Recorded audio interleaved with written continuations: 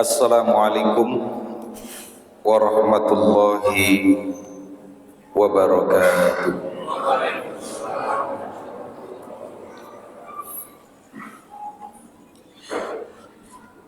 Innal hamdalillah nahmaduhu wa nasta'inuhu wa nastaghfiruh wa na'udzu billahi min shururi anfusina wa sayyiati a'malina. Man yahdihillahu fala mudilla lahu wa man yudlil fala hadiya lahu. Asyhadu an la ilaha illallah wahdahu la syarika lahu wa asyhadu anna Muhammadan abduhu wa rasuluh. Allahumma salli wa sallim ala nabiyina wa rasulina Muhammadin sallallahu alaihi wasallam. Faqala Allah ta'ala, ya ayyuhalladzina amanu taqullaha haqqa tuqatih wa la tamutunna illa wa antum muslimun. Wa ba'du. Jamaah yang dimuliakan oleh Allah Subhanahu wa taala, syukur alhamdulillah kita panjatkan kehadirat Allah Subhanahu wa taala atas segala curahan kasih sayangnya, sehingga kita dapat bertemu di majlis yang mulia ini dalam keadaan sehat walafiat.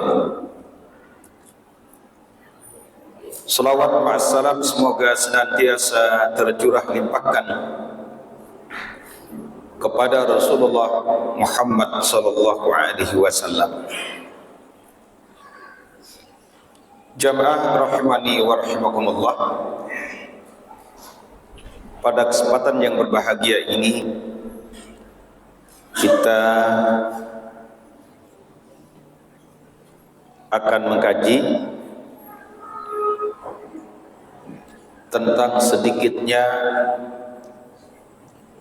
orang masuk surga, dan sedikit itu ada tanda kualitasnya. Di dalam hadis qudsi, ketika Allah Subhanahu wa taala menyeru kepada Nabi Adam untuk dikumpulkan sebanyak 999 ke neraka, yang tersisa hanya 0,1%. Kalau kita konfirmasi kemudian dengan hadis riwayat Imam Al-Bukhari, itu disebutkan ketika Rasulullah SAW di sebuah tenda, kemudian Rasulullah SAW bertanya kepada sahabat, senangkah kalian menjadi 1/4 penduduk surga? Kata sahabat, qalu bala ya Rasulullah, tentu mau. Sama kalau saya tanya sampean, maukah kita ini menjadi 1/4 penduduk surga? Jawabannya mau. Tetapi kalau 1/4, kayaknya wajah orang-orang Rogo Jampi dan ustadznya belum kelihatan. Oh sungguhan nih, serius nih. Iya kan belum kelihatan. Kemudian Rasulullah SAW bertanya yang kedua, bagaimanakah menurut kalian kalau kalian itu menjadi sepertiga penduduk sorga. Kata sahabat kemudian, bala, qalu bala ya Rasulullah. Mereka berkata, mau. Sama kayaknya, belum masuk kita di situ. Tetapi pertanyaan kemudian yang ketiga, Rasulullah sallallahu alaihi wasallam mengatakan, walladzi nafsi biyadihi, demi jiwa yang ada di tangan, inni la arju an takuna nisfa ahlil jannah. Saya ini berdoa kepada Allah Subhanahu wa taala, semoga umatku itu separuh menjadi penduduk surga. Ya. Tanda-tandanya, aromanya kayaknya bisa masuk. Itu kata Rasulullah SAW.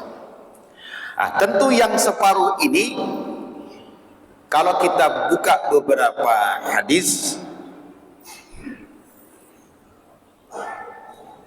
yang pertama punya iman, atau dengan kata lain tauhid. Ya.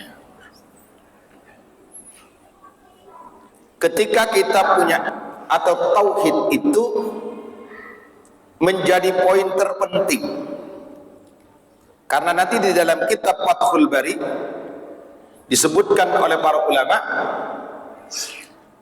bahwa orang yang beriman itu memang masuk surga walaupun hanya sebesar biji zarrah, tetapi dia terakhir keluar dari neraka, kemudian dia terakhir masuk surga.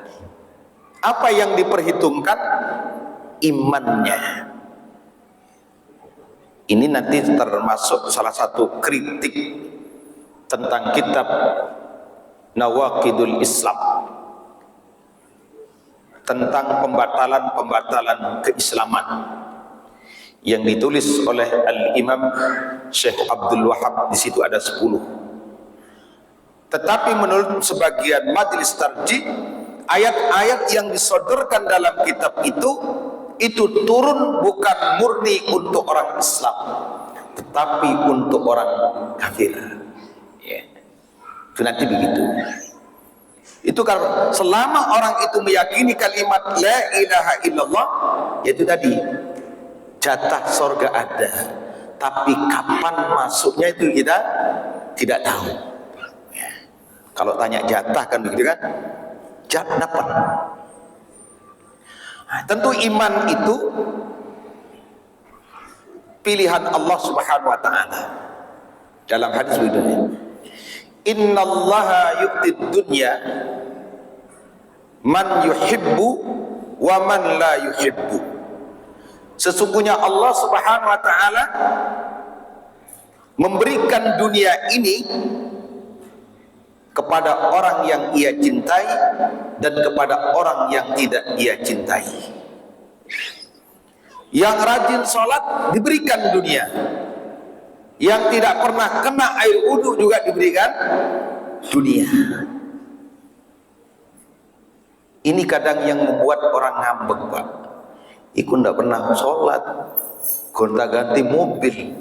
Aku setiap hari bolak-balik batuk sampai hitam.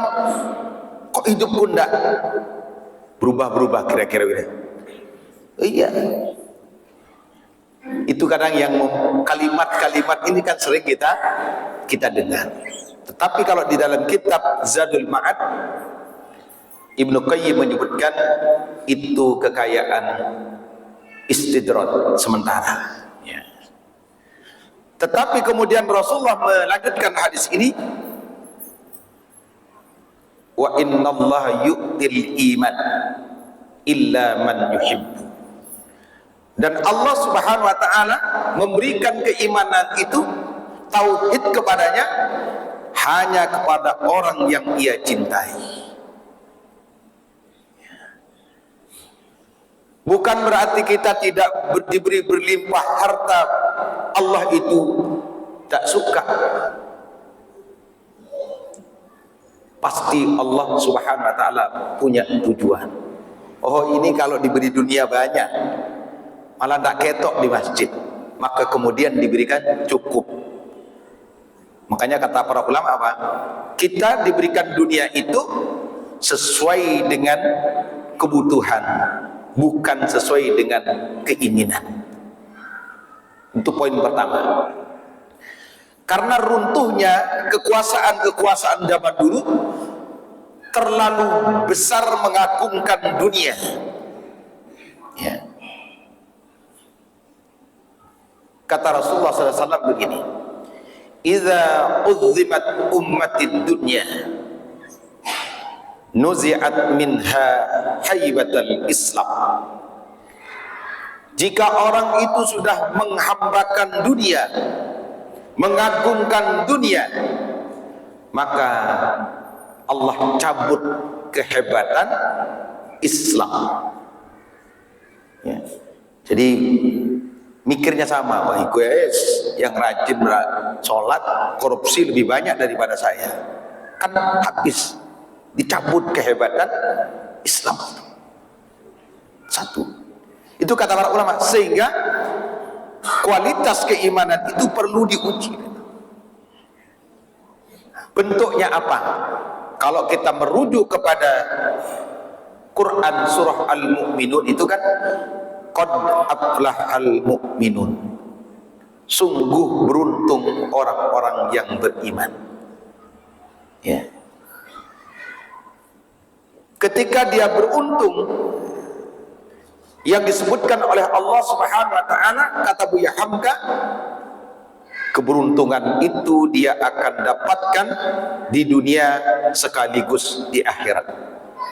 Hampir senada dengan Syekh Muhammad Wahbah Az-Zuhaili ketika dia menjelaskan tentang ayat surah Ar-Rahman itu, hal jazaul ihsan illal ihsan. Siapa saja yang melakukan kebaikan, maka dia akan mendapatkan kebaikan setelahnya. Dia akan mendapatkan kebaikan setelahnya. Qad aflaha tadi itu. Siapa yang beruntung itu? Disebut pertama, alladzina hum fi salatihim khashi'un. Orang-orang yang khusyuk dalam sholatnya. Walaupun nanti di dalam Syarah Bulughul Maram itu tingkatan paling khusyuk orang itu 10. Ya. Ada yang 9%, ada yang 8% sampai 2%. Kira-kira kalau 2% itu ingat Allah ketika takbir Allahu Akbar, setelah itu hatinya tawapa, keceruring kemana? Ke warung resto, balik lagi ke at-taqwa, kira-kira gitu. Kenapa? Imam salam, kok sudah salam? Nah, kira-kira gitu ya. Mungkin yang 2%. Tetapi Islam menghargai itu. Walaupun hanya 2% dari itu.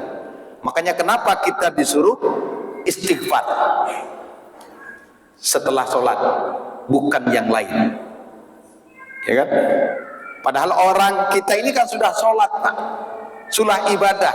Logikanya apa? Sedang melakukan kebaikan. Kalau melakukan dosa, istighfar masih logis kan gitu ya. Iya kan? Tetapi ini habis sholat, Rasulullah SAW menyuruh kita istighfar. Itu tadi ya, dalam rangka memaafkan apa yang kita lakukan dalam ibadah sholat itu. Sehingga kata Nabi, al-musalluna katsir, orang sholat itu banyak, wal muqimuna qalil, tetapi orang yang menegakkan sholat itu sedikit. Apa yang disebut menegakkan sholat? Tentu kata Buya Hamka, tidak hanya sekedar takbir, rukuk, sujud. Dia hendaknya menjaga syarat dan rukun sholat. Dia hendaknya menjaga waktu-waktunya.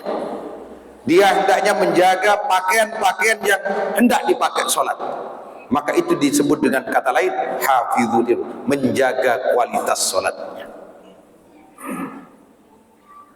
Lebih-lebih kalau sholat itu dilakukan di rumah Allah Subhanahu wa ta'ala. Kan dalam hadis kursi kan begitu ya, inna buyuti fil ardi masajid wa inna zawarina fiha ummaruha. Sesungguhnya rumah-rumahku di muka bumi ini adalah masjid.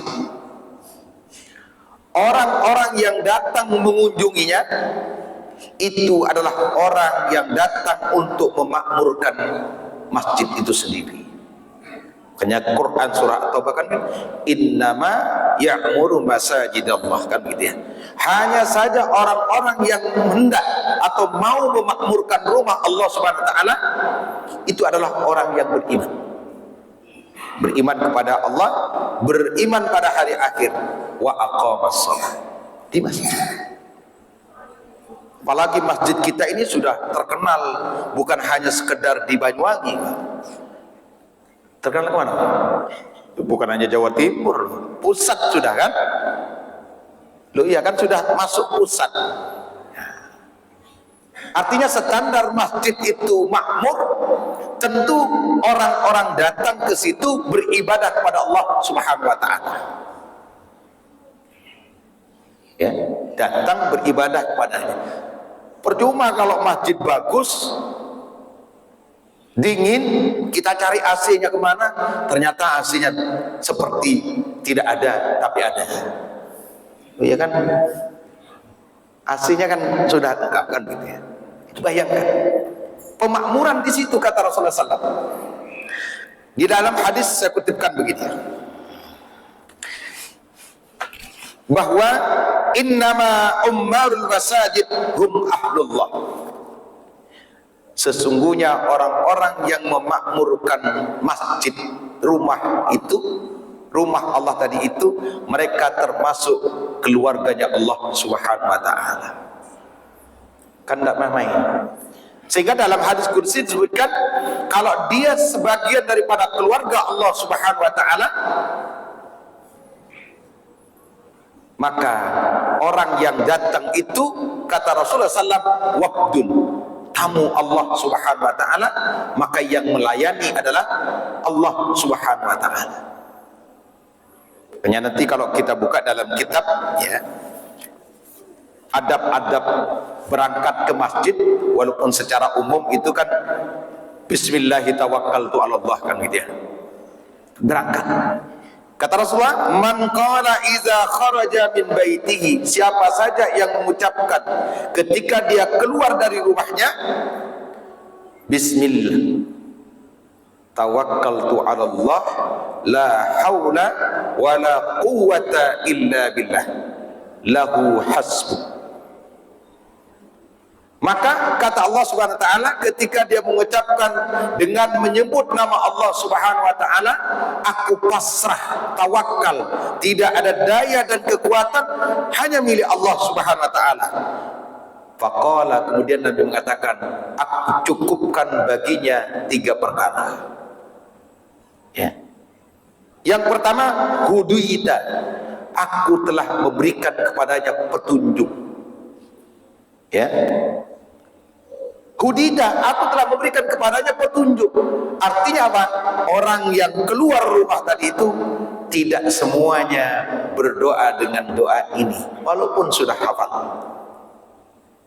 Oh iya kan? Tidak semua orang bisa mengucapkan kalimat ini, kecuali yang Allah berikan petunjuk kepadanya. Makanya kemudian kata Buya Hamka, disitulah makna hidayatut taufik. Keluar, bismillahi tawakkaltu 'ala Allah la haula wala quwata illa billah. Itu yang pertama, aku berikan hadiah kepadanya berupa petunjukku. Yang kedua, wa kufita, dan aku cukupkan baginya kehidupan. Yang janji bukan Ustadz Herman, Yang janji adalah Rasulullah Muhammad sallallahu alaihi wasallam. Makanya nanti ada bab khusus soal itu kan, orang yang datang ke rumah Allah Subhanahu wa taala fahuwa fi zimmatillah. Dia berada di atas jaminan Allah Subhanahu wa taala. Kalau dalam kitab Riyadhus Shalihin disebutkan, sarahnya menyebutkan, kalau orang datang ke rumah Allah, kalau dia punya persoalan hidup, Allah akan ikut menyelesaikan persoalan hidup seseorang. Ya. Itu kalau dia, maka dia diberikan kecukupan. Yang ketiga, wa wukita, dan aku jaga dia, aku pelihara dia dari apa? Wa nadhunnas syaitan, dari gangguan setan. Kan bisa jadi orang terus baju bagus begini, niatnya berangkat ke masjid ya, tapi melipir kemana gitu ya. Oh iya, enggak ke masjid, bisa saja akan terjadi. Insya Allah tidak di sini, tapi di lain gitu ya. Bisa saja, Pak. Ya. Itu bisa terjadi. Maka dia dijaga dari 3 perkara ini. Diberikan hadiah oleh Allah Subhanahu wa taala melalui Rasulnya. Apabila kemudian dilanjutkan dengan doa ini, Allahumma inni a'udzubika an adilla au udhalla. Ya Allah, aku berlindung kepadamu dari menyesatkan atau disesatkan. Keluar tadi itu, baca tadi itu Bismillahirrahmanirrahim, kemudian ditambah dengan doa ini, kata para ulama, itu tadi. Apalagi punya teman agak jahil ya, kan gitu ya. Mana masjid sholat cek? Lah, nanti aja. Kan bisa saja. Ada 2 kemungkinan tadi, menyesatkan atau dia disesatkan. Itu yang pertama. Kemudian yang kedua, an azilla au uzalla, atau dia menggelincirkan atau digelincirkan. Au azlima au uzlam, atau dia menganiaya atau dia niaya. Au ajhal au yujhal, atau dia dibodohi atau membodohi. Itu kata Rasulullah sallallahu alaihi wasallam. Oleh karena itu, orang yang datang ke rumah Allah Subhanahu wa taala itu memang pilihan dari itu. Makanya kata Rasulullah SAW, jika engkau melihat ada orang berangkat ke masjid, fashhadu lahu bil iman. Saksikan dia dengan keimanan. Kira-kira kalau kita belum bisa datang ke masjid, tapi lihat orang berangkat ke masjid, minimal saksikan dengan keimanan kepada Allah SWT. Kemudian selipkan dengan doa, ya Allah, saya kapan bisa ke masjid seperti dia? Jangan dibalik, Pak. Lihat orang ke masjid, oh cocok, wis tuwe, kan bahaya ini. Sudah tua dia. Memang yang muda tidak mati, bisa saja lebih dulu mati daripada yang tua. Loh, sungguhan ini. Kadang anak muda kan gitu bahasanya. Itu kata Rasulullah SAW. Jadi ketika dia berangkat tadi itu, mendapatkan kebaikan dari Allah Subhanahu wa taala, dan itu sebagai tanda kualitas keimanan seseorang di hadapan Allah Subhanahu wa taala. Dalam hadis yang lain, yaqulullahu azza wa jalla wa izzati wa jalali, hadis kursi, Allah Subhanahu wa taala berfirman, demi keagunganku dan kemuliaanku, inni la ahammu bi ahlil ardi azaban. Kata Allah, sesungguhnya saya ini berkeinginan untuk menurunkan azab kepada penduduk bumi ini. Ya. Kalau istilah gampangnya, melihat perilaku manusia itu kan ya. Ya. Itu kata Rasul, sesungguhnya saya ini berkeinginan menurunkan azab kepada penduduk bumi ini. Fa idza nazartu ila ammari buyuti, tetapi ketika aku melihat orang-orang datang untuk memakmurkan masjidku, kemudian di situ wa ilayya mutahabbina fiyya, kemudian datang ke masjid itu tidak hanya sekedar sholat, tetapi harapannya adalah datang di situ bertemu dengan orang lain. Pertemuan itu kemudian mendatangkan cinta, mencintai saudaranya karena Allah Subhanahu wa taala. Kemudian yang ketiga dalam hadis ini, wa ilal mustaghfirina bil ashar. Kemudian kepada orang-orang yang memohon ampun di waktu sahur. Maka kemudian Nabi mengatakan, sarafat zalika an, maka azab itu aku tahan, aku palingkan darinya. Berarti ada 3 amalan kan ya. Datang ke rumah Allah Subhanahu wa taala, ingin beribadah hanya kepadanya. Kalau dapat nasi itu kan bonus, reward saja. Oh iya, mohon maaf, kalau niatnya dapat nasi, pas tidak ada nasi, pulang sampai aduh kecewa saya. Oh iya, nggak ono segone. Oh iya, kan bahaya dah. Tetapi kalau niatnya karena Allah, kemudian disuguhkan soto, itu lain lagi urusannya. Oh iya penting, karena nanti dalam bab niat itu kan ada niat amalan, ada niat tujuan. Amalannya benar sholat, tapi tujuannya apa? Sego tempong tadi itu. Ada sego tempong Rugi Jampi. Soalnya tahu saya di Kertosari tok masalahnya.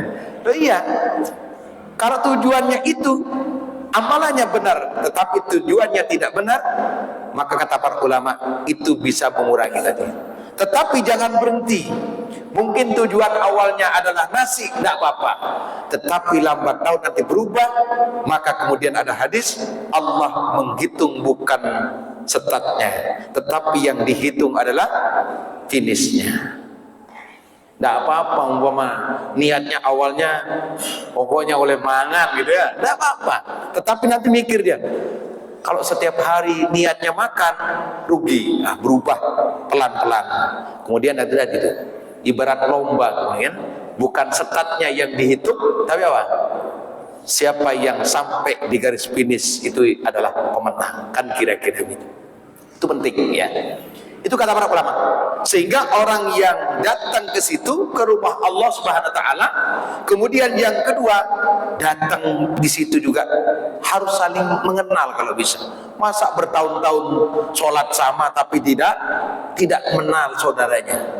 Hanya kalau nanti belajar tentang hari, dulu hari Jumat itu bukan hari Jumat, tapi Yaumul Arubah namanya ya. Jadi orang kerja dari hari Ahad, Senin, Selasa, Jumat itu hari pertemuan, hari berbangga-banggaan. Itu nanti. Nah, sama kayak kita sebenarnya kemudian dialihkan dengan nama Jumat itu kan hari pertemuan antara satu dengan yang lainnya. Kenapa? Ketika kita saling mencintai karena Allah Subhanahu wa taala, itu nikmat. Nikmat sendiri.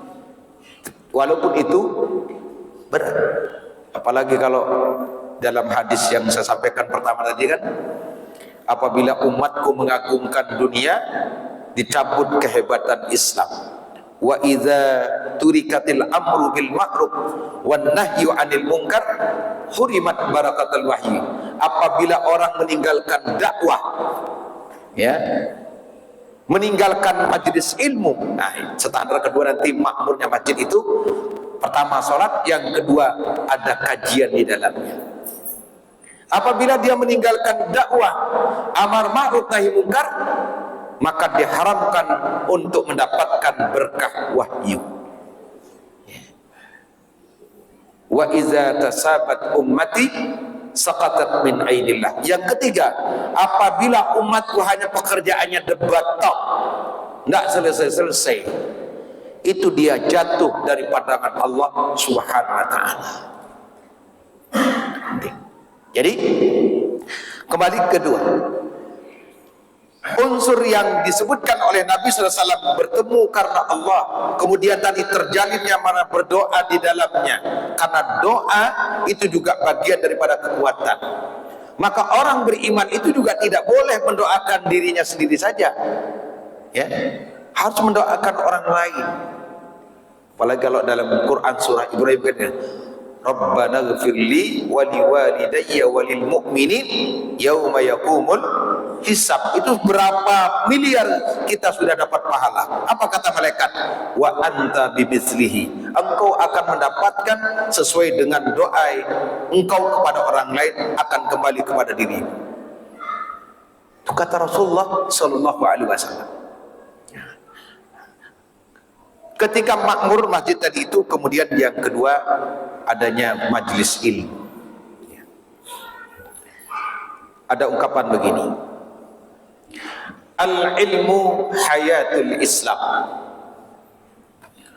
wa imaduddin. Ilmu itu adalah kehidupan Islam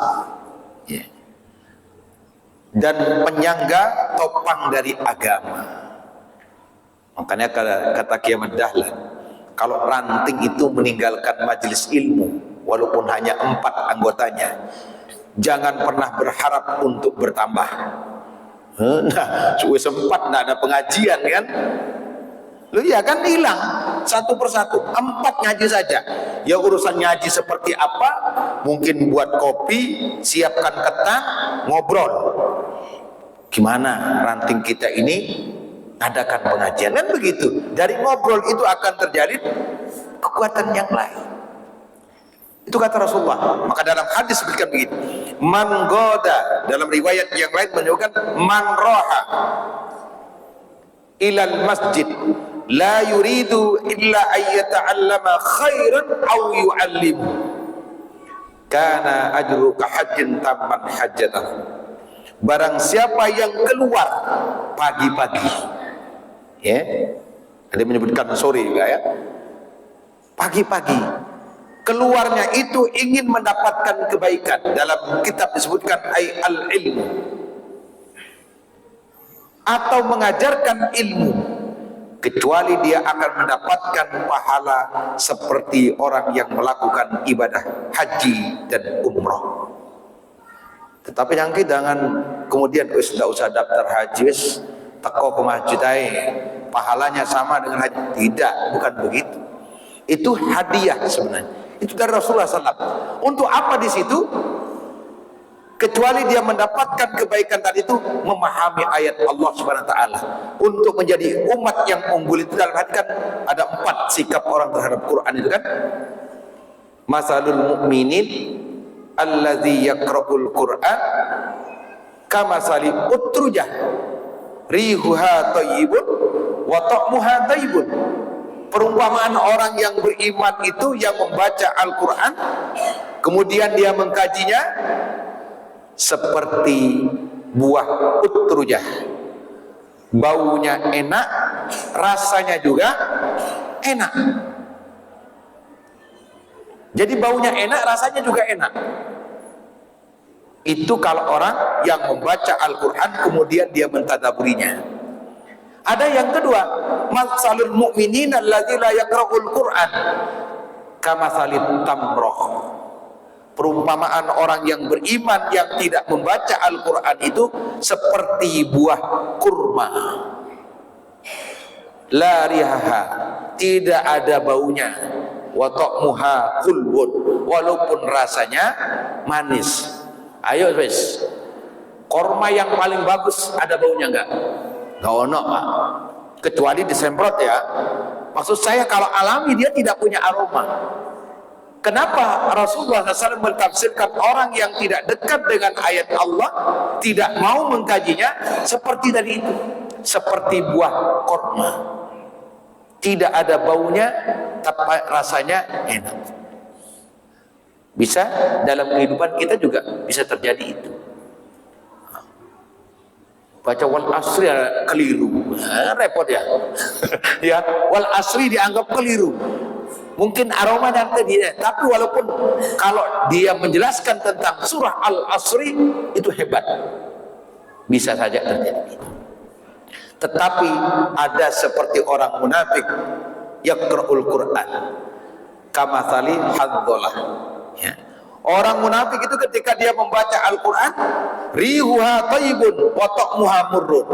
Memang kadang fasih dia, tetapi rasanya pahit, Pak. Mau baca kitab bagus, baca ayat bagus, tetapi tidak sesuai dengan apa yang dibaca. Apa kata orang Banyuwangi? Jarkoni. Pokoknya begitu is. Orang Banyuwangi, saya bukan orang Banyuwangi ya, tidak. Itu katanya begitu. Perumpamaan seperti buah handola tadi itu, ya. Dia aromanya bagus tapi rasanya pahit. Tetapi ada yang lebih parah. Orang munafik yang tidak membaca Al-Quran seperti buah raihanah, ya. Wis rasanya nggak ono, pahit lagi kan ya, baunya nggak ono, pahit kemudian. Itu kata para ulama. Oleh karena itu kita berharap, ya, tentu makmurnya masjid tadi itu standarnya yang pertama adalah banyaknya jamaah. Jamaah merasa nikmat, merasa nyaman di masjid itu. Kemudian yang kedua, masjid itu kalau bisa tidak boleh sepi dari kajiannya. Habis ini tapak suci, pokoknya ramailah di masjid-masjid ini. Jangan seperti kuburan. Iya, kan begitu. Apalagi kalau fungsi masjid zaman Rasulullah SAW itu kan, kalau bahasa sekarang, di dalam ini tempat latihan silat lah. Nah, anggaplah kita tidak di dalam, tapi di luar kan, di halaman. Biar masjid itu sunyi, lampunya terus hidup. Jangan sampai sisa kemudian mati semua. Nah, itu juga tidak bagus ya. Itu saya rasa yang bisa kita sampaikan dua hal. Ini materi dadakan. Karena mestinya Ustadz siapa? Sufyan ya. Nah, itu. Semoga bermanfaat apa yang saya sampaikan. Semoga berkah. Semoga masjid kita ini menjadi masjid. Kalau bahasa Luqmanul Hakim dengan ya bunayya, ya, innamad dunya bahrun amikun, ya. Dunia ini kan lautan yang amat dalam. Banyak manusia tenggelam di dalamnya. Maka jadikanlah, ya mohon maaf, masjid ini sebagai kapal kita. Kemudian muatannya adalah orang-orang yang beriman. Kemudian layarnya adalah orang-orang yang tawakal kepada Allah Subhanahu wa taala. La'allaka tanja. Semoga kita semua selamat sampai tujuan, yaitu sampai ke surganya Allah Subhanahu wa taala. Kurang lebih mohon maaf. Assalamualaikum warahmatullahi wabarakatuh.